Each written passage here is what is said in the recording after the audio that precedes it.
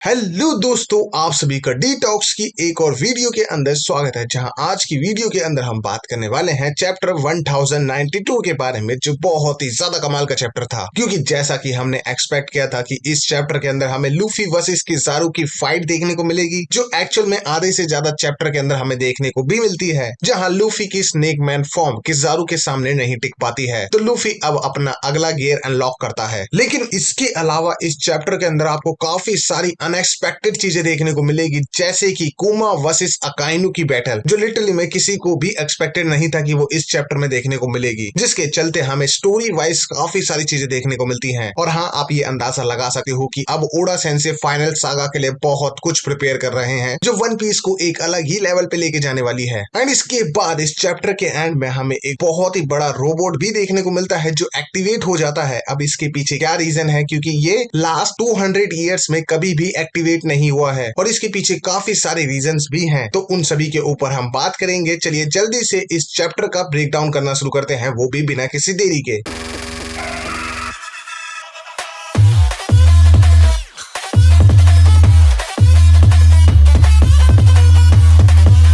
देखो, चैप्टर के cover page पे हमें देखने को मिलता है जिम्बे, जो कुछ मछलियों के साथ देखने को मिलता है, जहां पे वो फिशेस उसे कोजी करने की कोशिश करती हैं। लेकिन इस चैप्टर का जो टाइटल है वो बहुत कमाल का है, जो है tyrants come a rampage through the holy land. Just like its title, ये चैप्टर शुरू भी हमारा कुमा से ही होता है, जहां पे वो मेरी जोआस के ऊपर अटैक कर देता है। क्योंकि आप सभी को ये चीज तो याद ही होगी कि 5-6 चैप्टर पहले हमने देखा था कि किस तरीके से साबो ने उसे बचा के लेके आया था वो कामाबक्का आइलैंड के ऊपर, वो भी मरी जोआस और मरीन से सबसे लड़के। तो उसने काफी ज्यादा हंगामा किया था ऑलरेडी मरी जोआस पे। अब हमारा कुमा यहाँ पे वापस आ चुका है, जिसके लिए उसको रोकने के लिए उसके सामने काफी सारे मरीन खड़ी होती हैं। लेकिन देखो, कुमा के पास जो एबिलिटी है, उसकी डेविल फ्रूट पावर, उसके चलते वो आसानी से सबको डिफीट कर देता है। क्योंकि ऑलरेडी ये बंदा वॉरलॉर्ड रह चुका है, तो हाँ, स्ट्रेंथ तो इसकी काफी ज्यादा है। अब ये बंदा इतना ज्यादा रैम्पेज करके दिखाता है कि इसको रोकने के लिए खुद अकाइनु इसके सामने आके खड़ा हो जाता है। देखो, इसके पीछे दो रीजन है। पहला, अभी अभी रिवोल्यूशनरी आर्मी का 2nd डिवीजन कमांडर मींस साबू यहाँ पे बहुत ही तगड़ा हंगामा करके गया था, तो इसकी सिक्योरिटी काफी ज्यादा बढ़ा दी गई है। ऊपर से जो सेलेस्टियल ड्रैगन है, उनकी जो फूड सप्लाई है वो बहुत ही ज्यादा कम हो चुकी है, तो वो बहुत ही ज्यादा भौखला से गए हैं। तो वो अब अकाइनु को ऑर्डर देते हैं कि अब इस कुमा को खत्म कर दो, तो जिसकी वजह से हमें कुमा के सामने अकाइनु खड़ा होता हुआ दिखाई देता है। देखो, अकाइनु उससे पूछता है कि तुम यहाँ पे क्यों आए हो, क्योंकि तुम्हारी हालत देख के नहीं लग रहा है कि तुम बचने वाले हो, लेकिन फिर भी तुम यहाँ क्यों आए हो? क्योंकि उसकी हालत इतनी ज्यादा सही नहीं है, जिसकी वजह से अगर अकाइनु इस बैटल में जीत भी जाता है, तो वो बैटल की जो विन होगी या विक्ट्री होगी वो उतनी इंप्रेसिव नहीं होगी, क्योंकि कुमा जो है वो ऑलरेडी अधमरा हो चुका है। लेकिन उसके बाद भी इनकी बैटल शुरू हो जाती है, जिसके बाद अकाइनु अपना एक बहुत ही फेमस अटैक, बाउंड अटैक से कुमा के ऊपर अटैक करता है, जिसकी वजह से कुमा के ऊपर अच्छा खासा डैमेज देखने को मिलता है, जिससे उसकी एक लेग भी टूट जाती है। लेकिन कुमा बिल्कुल भी ये चांस मिस नहीं करता है, जैसे ही उसे मौका मिलता है वो वहां से डिसअपियर हो जाता है, जिसकी वजह से आप ये तो समझ सकते हो कि हाँ, कुमा का इसके ऊपर आने का कोई तो स्पेसिफिक रीजन है। मींस उसका कोई मिशन ऐसा है जो अभी तक पूरा नहीं हुआ है, जिसे वो पूरा करने के लिए यहाँ पे आता है। अब वो चीज क्या करना चाहता है, या फिर अब ऐसी क्या चीज है, क्योंकि मुझे ऐसा पर्सनली लग रहा है वो मदर फ्लेम के पीछे है। क्योंकि मदर फ्लेम के चलते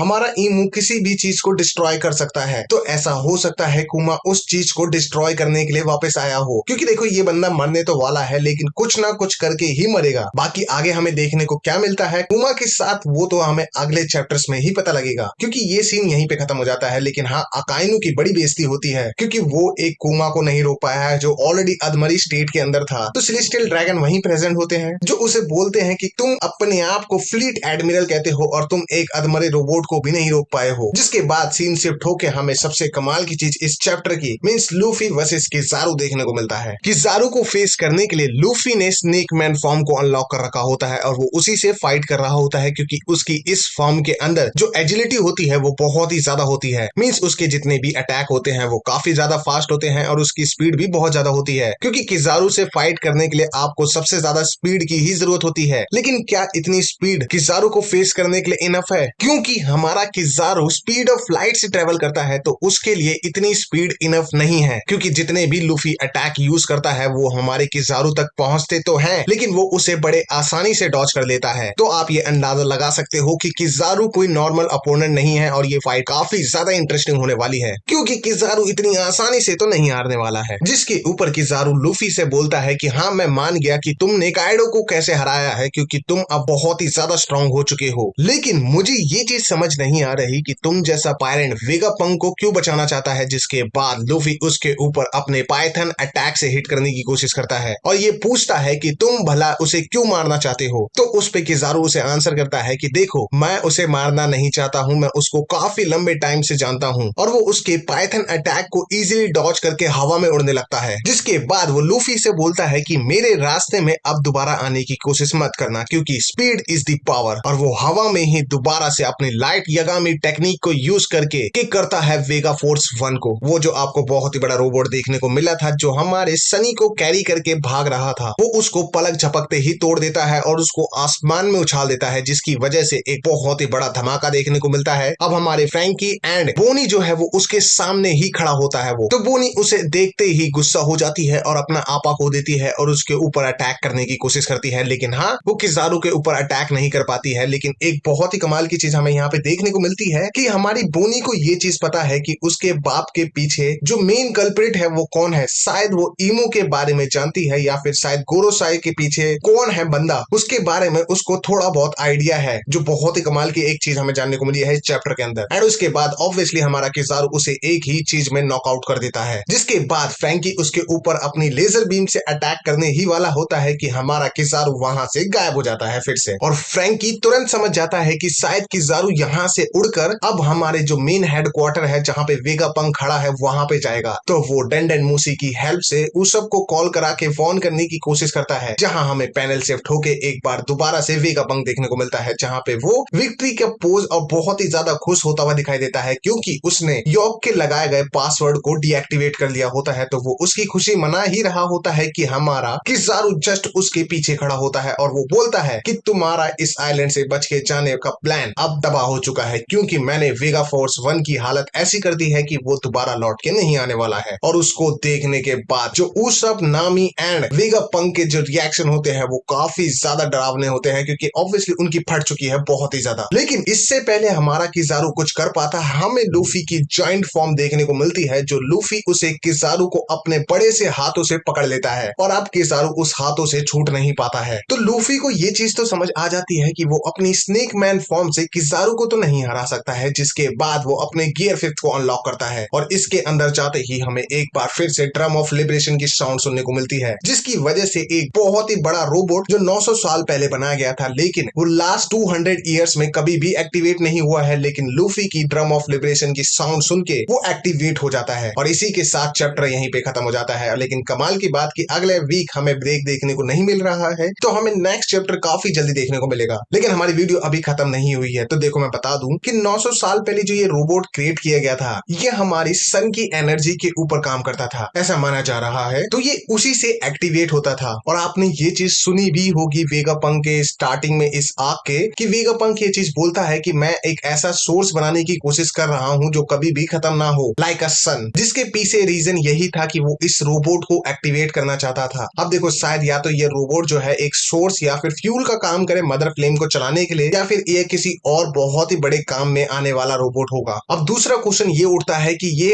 अब क्यों एक्टिवेट हुआ है, 200 सालों के अंदर ये चीज एक्टिवेट कभी क्यों नहीं हुई। तो देखो, ये शायद सन की पावर से ही एक्टिवेट किया जाता है। और हमारा जो लूफी का डेविल फ्रूट है, जब वो अपने अवेकनिंग स्टेट में जाता है तो वो सन गॉड की तरह रेफर होता है। तो शायद उसी की आवाज सुन के ये रोबोट एक्टिवेट हो गया हो। लेकिन ये अगर बात करें कि 200 साल में क्यों नहीं हुआ है, तो उसके अंदर हमारा जो नीका फ्रूट है वो अवेकन नहीं हुआ था, उसको एक डब्बे के अंदर छुपा के रखा गया था। या आप ऐसा भी कर सकते हो कि शायद 200 साल पहले ही जो नीका फ्रूट है, ये जो हिटो नोमी मॉडल है, वो हमारी वर्ल्ड गवर्नमेंट के हाथ में लगा हो, जिसके बाद ही ये रोबोट शट डाउन हो गया हो। तो काफी सारे ऐसे क्वेश्चंस हैं जिसके आंसर अभी हमारे पास नहीं है, लेकिन हाँ, आगे आने वाले चैप्टर्स में हमें काफी सारी कमाल की चीजें देखने को मिलने वाली है। तो चैनल को सब्सक्राइब करना बिल्कुल ना भूले, ताकि आपको वो सारी चीजें भी पता लग सके। और हाँ, अगर हम बात करें इस चैप्टर की रेटिंग के बारे में, तो ये होगा 9 आउट 10, क्योंकि इस चैप्टर के अंदर स्टोरी वाइज हमें काफी सारी चीजें देखने को मिली है और काफी सारा एक्शन भी देखने को मिला है। तो हाँ, अगला चैप्टर और भी कमाल का हमें देखने को मिलेगा, क्योंकि इस चैप्टर के हमें अंदर ना ही जोरो देखने को मिला है, जहाँ पे वो जोरो रॉब लूची से फाइट कर रहा होता है, और ना ही हमें सांजी देखने को मिलता है, क्योंकि वो पिछले चैप्टर के अंदर कहीं चला जाता है। तो नेक्स्ट चैप्टर के अंदर हमें ये दोनों देखने को मिलने वाले हैं। काफी कमाल का अगला चैप्टर भी होने वाला है। तो आज के लिए बस इतना ही। अगर आपको वीडियो पसंद आती है तो वीडियो को लाइक करके चैनल को सब्सक्राइब करना बिल्कुल ना भूलें, और ऐसे ही कमाल की वीडियो देखने के लिए बेल नोटिफिकेशन को ऑन रखना ना भूलें। मिलते हैं किसी और कमाल की वीडियो के साथ, तब तक के लिए जय Hind and thanks for watching.